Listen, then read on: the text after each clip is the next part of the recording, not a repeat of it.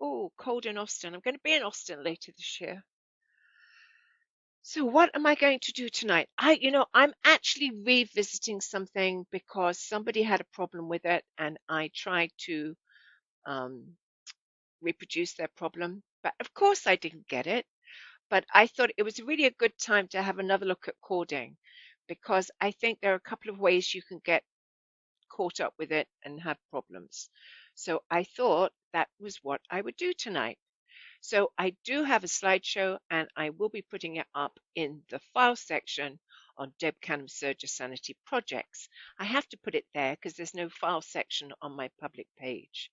So let's bring it up and have a look and see what we're about. So we're looking at piping on the serger, and I have to tell you that piping on the serger is so much easier than piping on the sewing machine. I just don't do it on the sewing machine.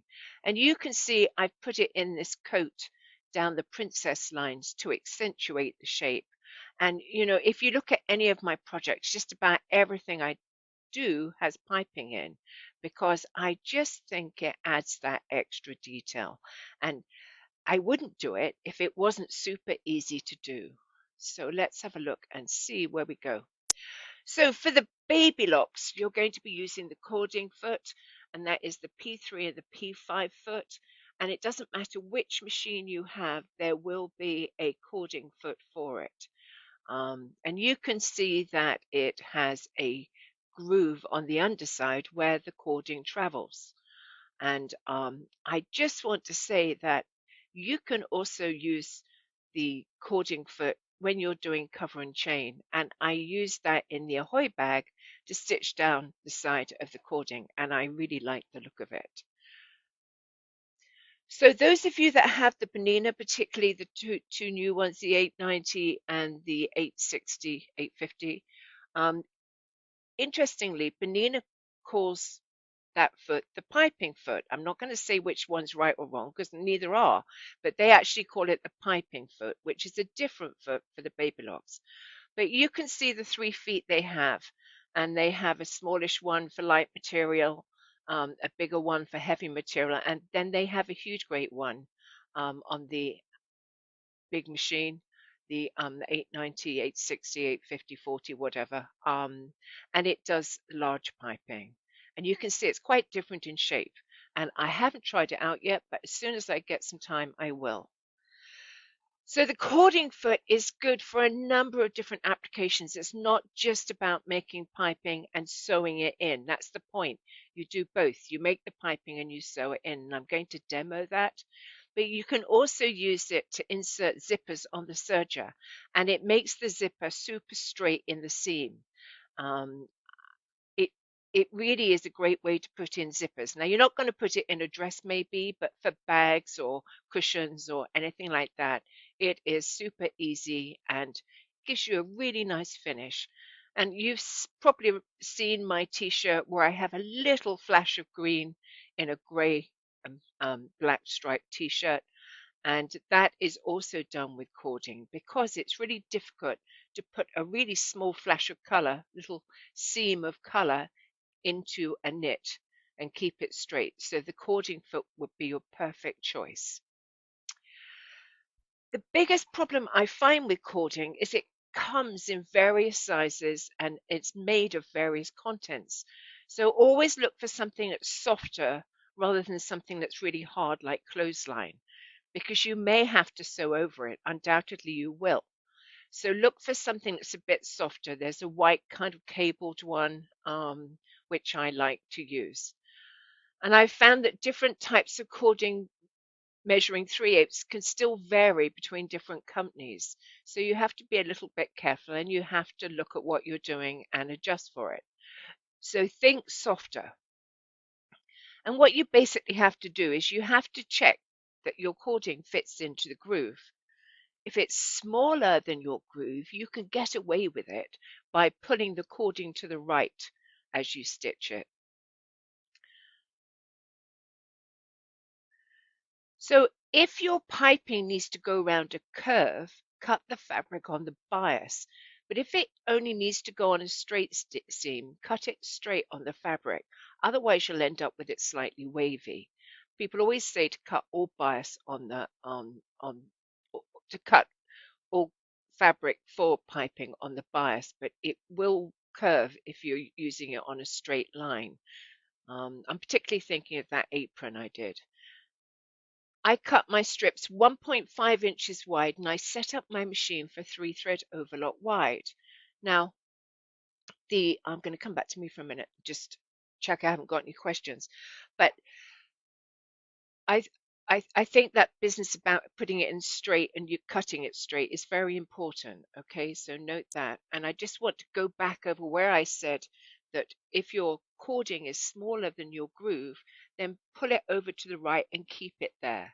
And the same with a zipper. If you've got very small teeth, keep it to the right. Okay, if it's got room to move around, you can mess yourself up with the seam. So just be aware of how it fits in the cording fits. Now, sometimes I say you can use a thicker cording that is bigger than the groove. And the only time I really mean for that is when you do something like my braided handles. Okay, but for the main, you're going to use a cording that fits in the groove and a wide stitch. The wide stitch because you want it to come all the way up to the cording. In the instructions for the cording foot, it does say to use a 4-thread overlock. I don't really feel that's necessary because the way I sew my cording in is I make the cording, sew it into one side, and then sew it into the other. So it's quite a few stitches or layers of stitches. So the less threads I use, the better. So 3-thread overlock is ample. Okay. So do I have any questions, Richard? I like my buttons too. Somebody said they like my buttons. Right, let us go back to the slideshow. So I am going to do a daredevil demo on this, but this is where I think people have problems. You need to place the cording under the groove in the foot and coming out the back of it. And that way your foot is level. Remember, it's a big, long foot. And if you have your cording just at the very front, it can sometimes tip up and cause you problems, the foot that is. So you're going to wrap the fabric around the cording. You're going to keep the cording in the fold and in the groove, and you're going to serge. And the only way that cording is going to come out of that groove is if you pull it out, okay? So trust your machine. But here's the big point. Do not cut the excess cording yet. It will help you. So keep your excess cording on. It will just help you throughout the process. So let's see where we're going next. Right, well, what I'm going to do is I'm actually going to demo it on my machine. And what I was going to say in the next slide is I'm going to use my knife. I'm actually going to make the cording first. So here, let's do it.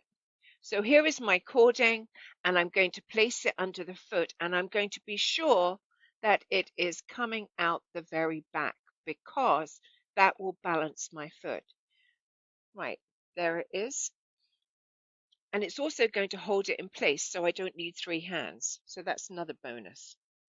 And what I'm going to do here is I'm going to put the cording in the center of my piece of fabric, and I'm just going to fold it round. And you can see I've used a selvage, but that's okay because it's going to be cut because my knife is up.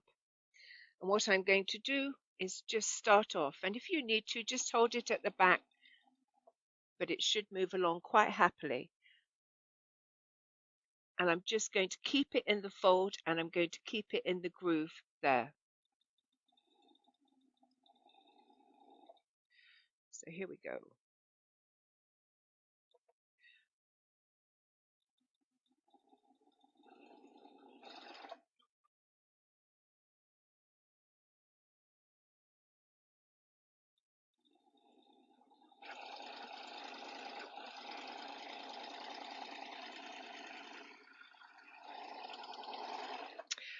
So here I have made my cording, okay? Or I should say my piping. I covered my cording to make piping.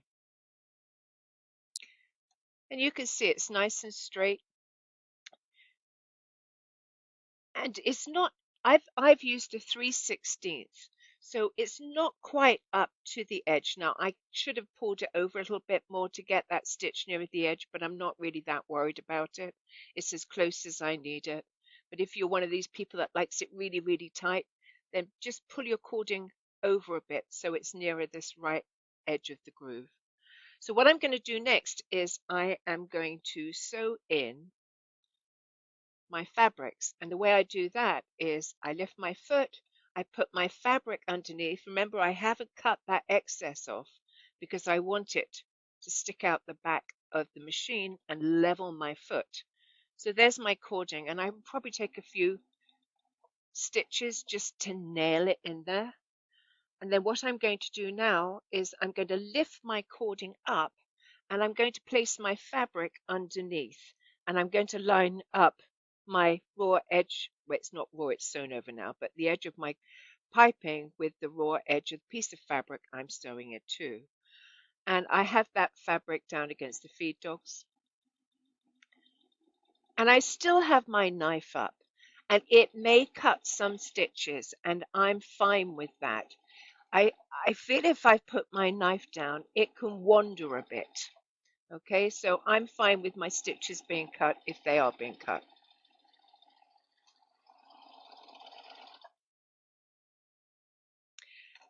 And I've cut some stitches there, but I'm going to sew another layer to it. Okay, and I know some of you will say, well, can't you sew it all in at the same time? You certainly can, and I'm going to cover that in a minute. So what I'm going to do this time is I'm going to place that excess piece of cording underneath the groove, put my foot down. I don't need it that far down, right? And then I'm going to place my fabric on top. And I'm doing that deliberately. I think it just gives you a better stitch. So I've just got my fabric on top. I've lined up my raw edge of my fabric with the finished edge of the piece below.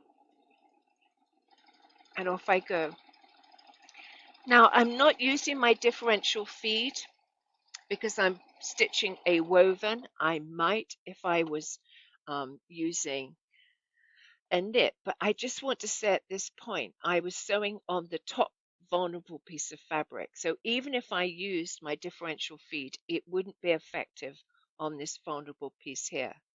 And I know I always go on about the vulnerable fabric always being against the feed dogs, but I think for piping, it's a different rule. You just get a better finish when you put that final piece of single fabric on top. And it hasn't gathered or caused any problems, and it looks really good. And it's as easy as that. There's no more than that. But I have got some variations for those of you that want to think about other ways to do it. So let me answer a few questions. I do feel strongly that you should leave the knife up, even even though it's going to trim stitches. And the reason for that is I did one earlier today and I put the knife down. And you can see it just waves slightly. And when I checked it out, the stitches were just visible. So I recommend not putting the knife down. What's up?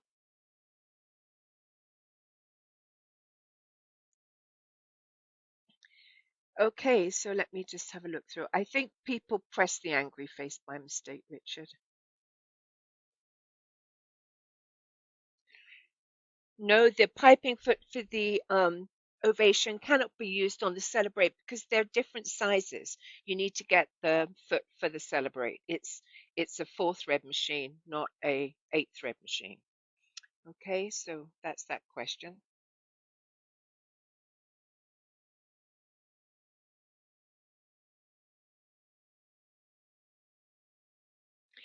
Yeah, I think I confuse you sometimes. When you're sewing cording in or piping in between two seams, okay, you need to use the wide stitch, okay? Otherwise, you're not going to bring the stitch all the way up to the cording unless you're using a super wide cording and actually you can't fit the wide stitch on because if you do, you'll stitch through your cording, okay? So If you're using a very thick cording and it's wider, you can probably sometimes get away with that. I know I have, but you might have to narrow your stitch. Otherwise, your stitches will stitch into the cording. Do you use the rolled edge for the braided straps? The braided straps are so not to do with tonight in that they're not sewn between fabric, they're just single units. But I have done a live on that, and yes, with the braided straps, depending on the size of the cording I use either a wide stitch or a narrow one, and sometimes that narrow can be a rolled edge. Okay, let me just see if I've got something. I've got a lot of my things put away at the moment because I'm out on the road. But let me show you. This is the braided straps. So for this one, I used a very wide cording. And because I used a very wide cording, I had to use a narrow stitch. Otherwise, I would have sewn into the cording. But on others, like this one, I used a narrower cording, which I'm demolishing everything behind me. I used a narrower cording, so I used a wider stitch. Okay. Did you suggest the settings? I can give you my settings. My settings are stitch width 7.5, as wide as I can get it so it'll get close to the cording. My stitch length is 3, and my automatic stitch selector is on A alpha. Cording is best on the serger. I wouldn't do cording if I had to do it on my sewing machine. It's too hard. It's too hard to get the stitches hidden. But the great thing about the serger is you make the piping, you use exactly the same setting and sew it in, and you can't see the stitches. It's perfect. Can you use this method on a curved edge? Absolutely, you can. On a curved edge, you're going to have cut your fabric that covers your piping on the bias. That will allow you to get round the curves.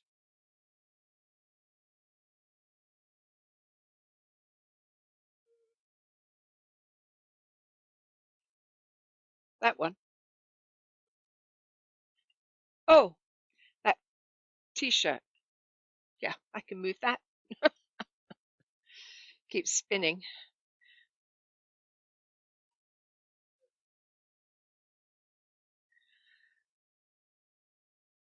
Any chance for class in Northern Illinois? Yeah, I have got one in Illinois.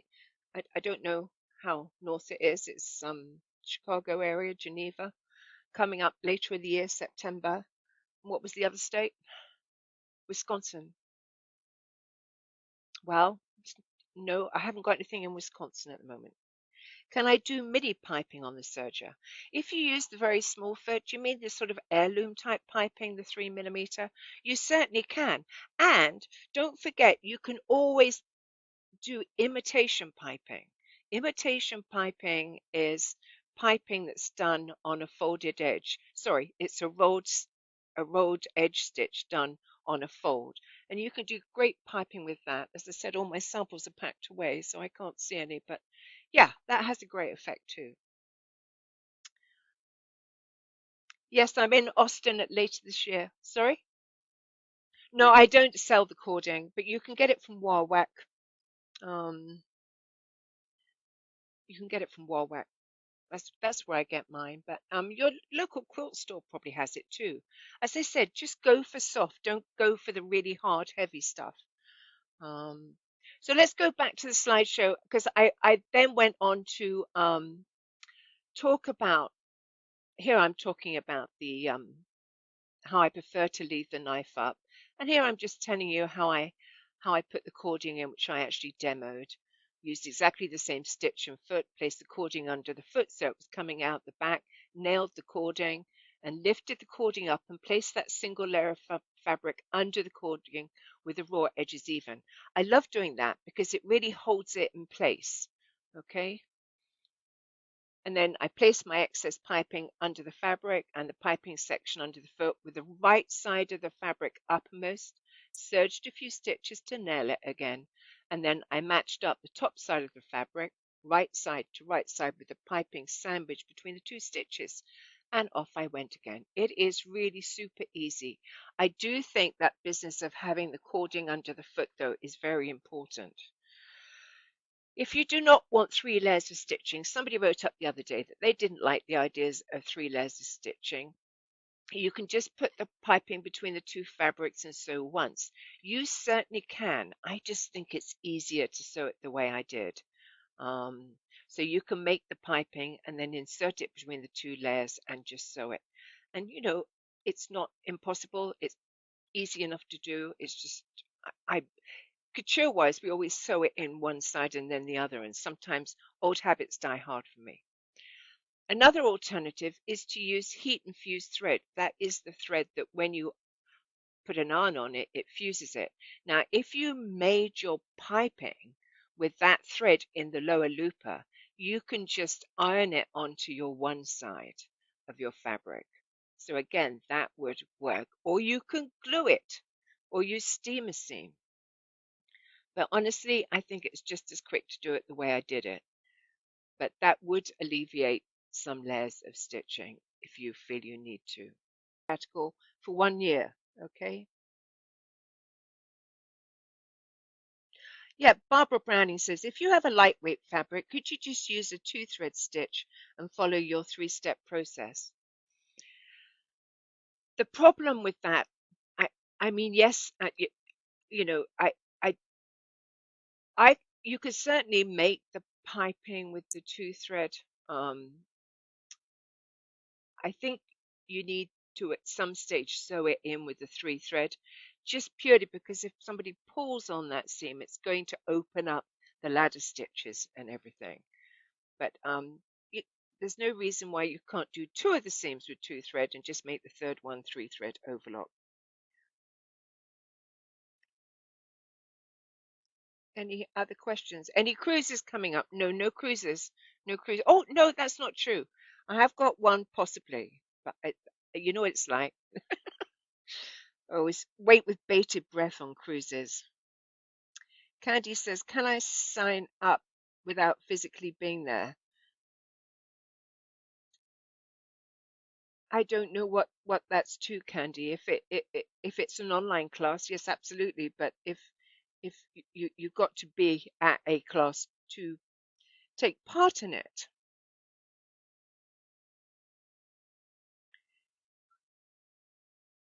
Yes, I've done that one. Making cushions. I've done what was making cushions.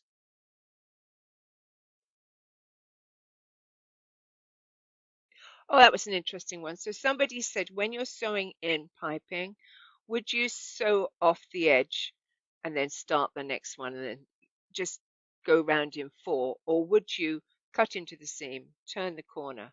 And I have done it both ways. I have done it both ways.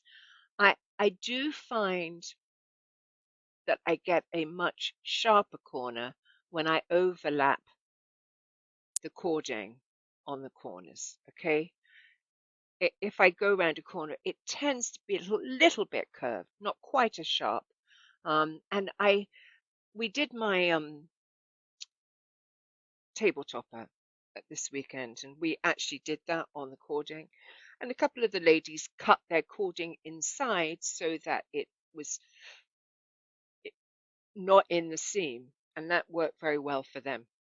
And is certainly an option if you want to take out some of the thickness of the cording. So